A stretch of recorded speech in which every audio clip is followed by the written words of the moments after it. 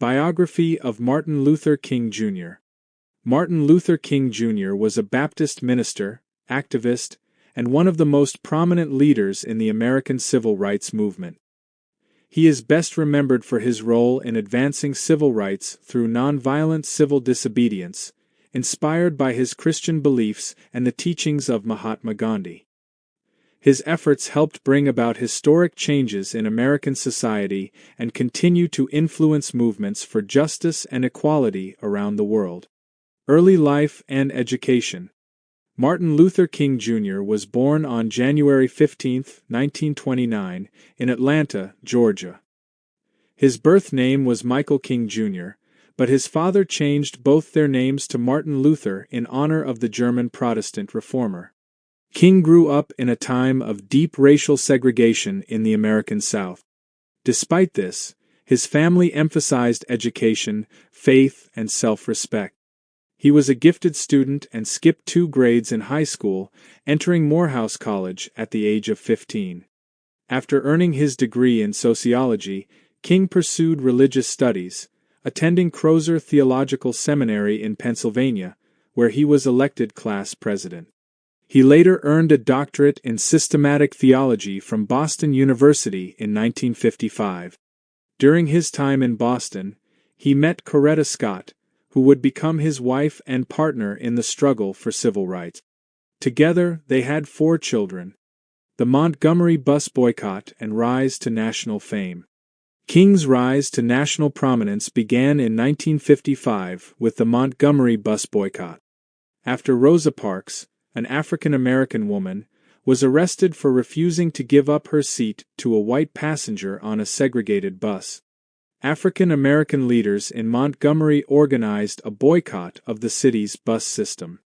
King, a young and relatively unknown pastor at the time, was chosen to lead the movement.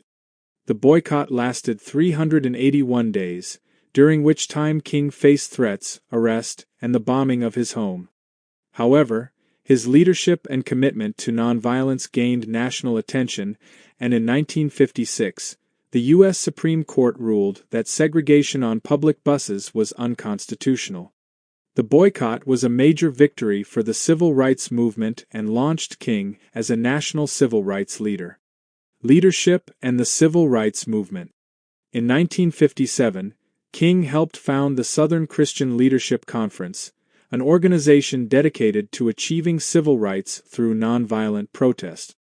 Over the next decade, he traveled across the United States, giving speeches, organizing marches, and leading protests against racial discrimination, poverty, and injustice.